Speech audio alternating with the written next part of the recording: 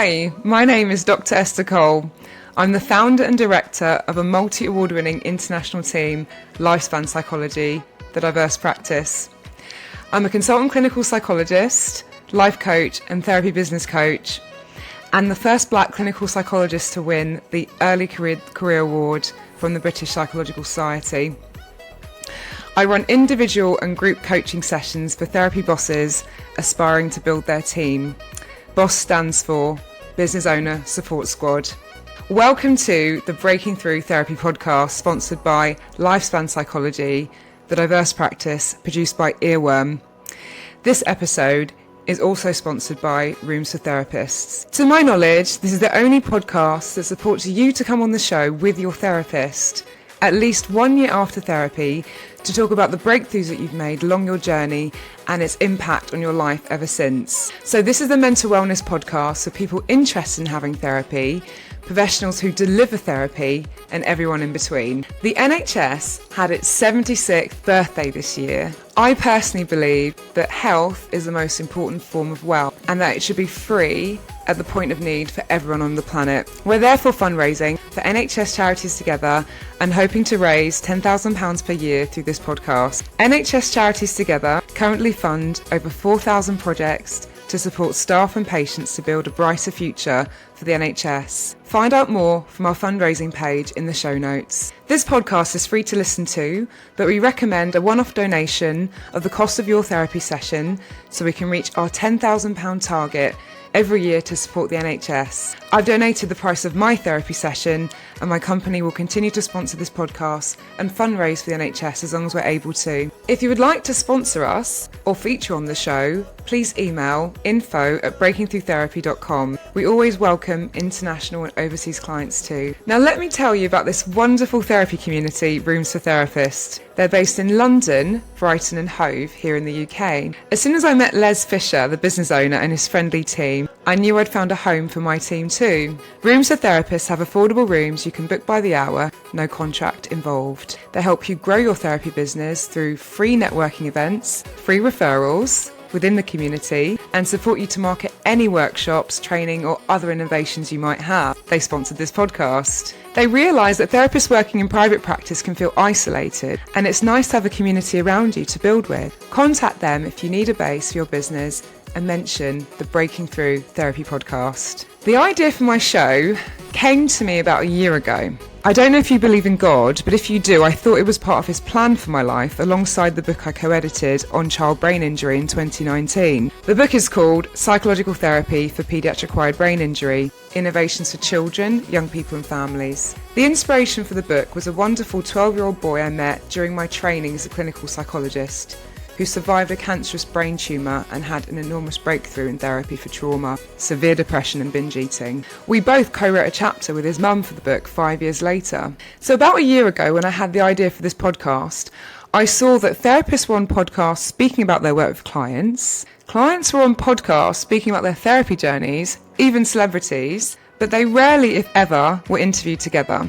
How would anyone new to therapy understand the therapeutic relationship without seeing this unfold and bearing witness to it between the client and therapist duo themselves? Also, with artificial intelligence taking over many of our jobs, people have been turning to generative AI co-therapists through apps and chatbots who claim to know everything, like ChatGPT.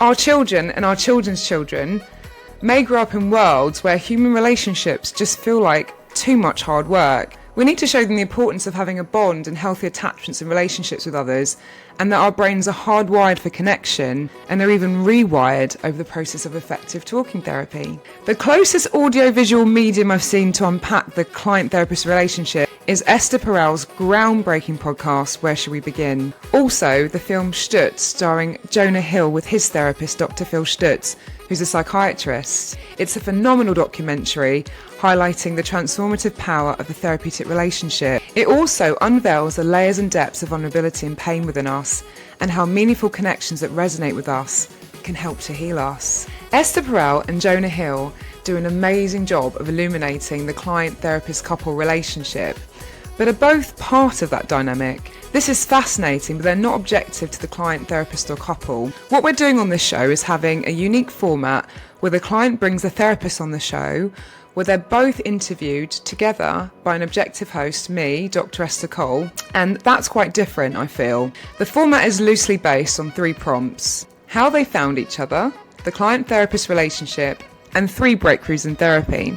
Now, I hope we'll have time for more than just 3 breakthroughs per episode, but we'll aim for at least 3. You can contact the therapist directly. Please mention the Breaking Through Therapy podcast, but the client themselves will remain anonymous. Their name, identity, names of people or places associated with them will not be shared. If they choose to reveal their identity further down the line, it's up to them, but we will keep their identity confidential. Hopefully, this will enable them to open up and speak freely. Although the client-therapist duo and I have a brief meeting a few weeks before we record the show, I anticipate that I will learn a lot too, being an outsider in the process. I promise to be vulnerable and let you know when I have an aha moment. For example, although I'm a doctor of clinical psychology, I'm not a specialist in certain areas of psychology, so I will be learning with fresh ears and eyes too from many of my guests. It's heartbreaking but true that some people would rather die than go to therapy. But therapists save lives. This is why the cover image for this podcast involves a person with their instructor skydiving out of an aeroplane with a parachute. That's what going to therapy can feel like. And much of the time, we don't want to unearth memories, feelings, events, and traumas that we've buried because we don't think we can do anything about them. That time has passed.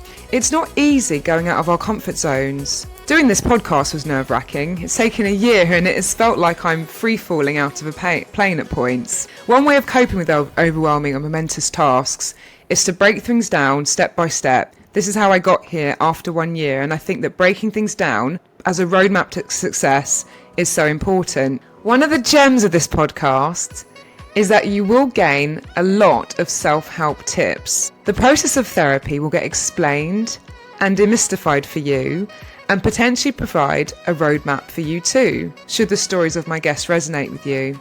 I've spent almost 20 years working with people who have felt like taking their own lives, who've experienced panic attacks, trauma symptoms, history of sexual assault, excessive worry, hearing voices, obsessive compulsive disorder, health conditions, dementia and brain injury, to name a few. But people don't fit into boxes, and I'm not defining you as your problem. When you meet me, you'll first notice that I'm passionate about your strengths, achievements and abilities. Diagnosis is not usually the focus of the work we'll do together. As your therapist, you'll soon learn that I'm a mum of 3, a wife, a kidney patient. I was a child carer who overcame multiple traumas in my life, and I'm a reformed people pleaser with more personal boundaries. Elements of my identity I will reveal to you in a session insofar as it's helpful and therapeutic for you to know these things about me. So to me, there's no them and us in therapy.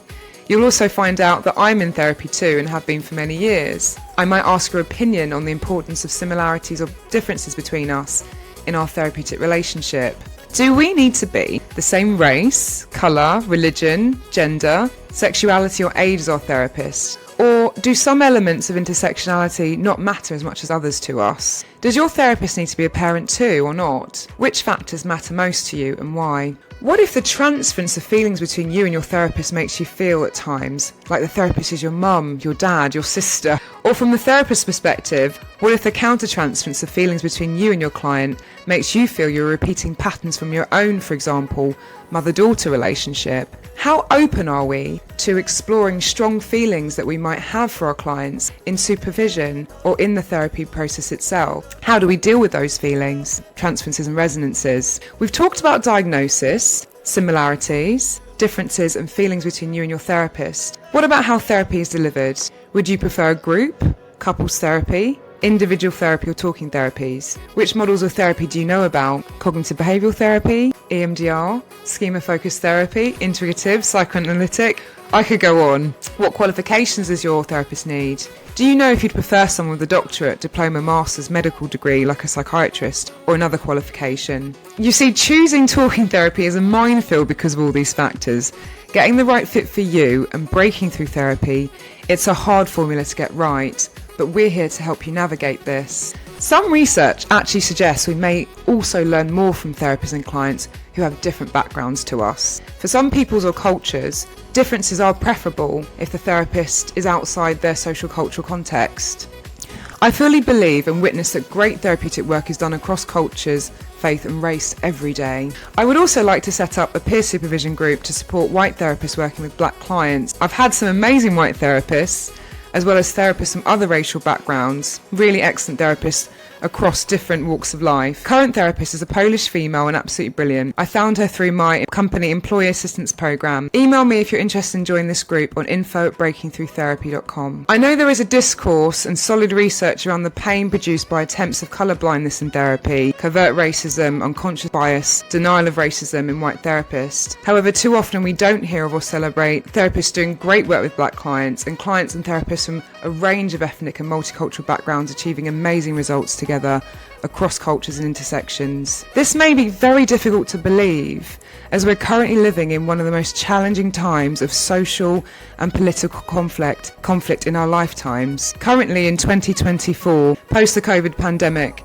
there are more world wars and crises globally than since World War II. However, social psychology research gives us a small ray of hope. The cross-cultural contact in the form of friendships, bonds and relationships that seek to understand, share and communicate with one another can reduce racial hostility, bias, prejudice and discrimination. Call me idealistic, but I call it a ray of hope. Clients spend less than 1% of their waking hours in therapy. That's 1 hour out of 168 within a week. Given that therapy encompasses such a small amount of time, what is it about the therapeutic context that can lead to dramatic changes? Key research has suggested 4 main factors. Environmental or external factors, wars and conflict or stresses at work or in the world, the models and techniques, the use of different strategies and techniques that help to promote positive change in therapy, the therapeutic relationship or alliance, the foundation of trust and the bond that's built between the therapist and client, hope and expectancy, the client's level of self-belief, imagine improved circumstances, having goals, determination, accountability. Interestingly, clients rate techniques more highly than therapists, who tend to think that external factors make more of a difference in therapy outcomes. Studies show that when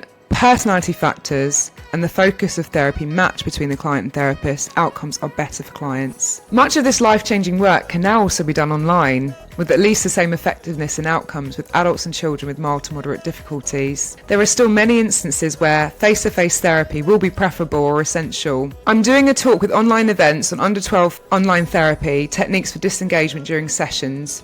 This workshop aims to be as inclusive as possible, so we accept donations to attend. The link to the event will be in the show notes. This is to help address the lengthy waiting times for children to be seen for therapy in the UK currently, between 6 months to 2 years. And why not contact us at Lifespan Psychology for a free 15-minute consultation and see if we can help find the great fit of therapists for you, your child or loved ones. We are a multi-award-winning international team with practitioners from the Caribbean, UK, Hong Kong, Tahiti, West Africa, the Philippines and Europe, to name a few countries. Or come and work with us. At the moment we welcome applications for HCPC registered psychologists in the South West London area in the UK to join our Rooms for Therapists community. Please subscribe, like, rate and share this podcast with 2 or 3 people you feel it would be of interest to, or who you think would benefit. Thank you for listening today, and we look forward to welcoming some incredible client therapist duos who are already lined up to have these rich, multi-layered and meaningful conversations with me over the coming months. Join our Facebook community, Lifespan Psychology, and tell us some of the breakthroughs you've had in therapy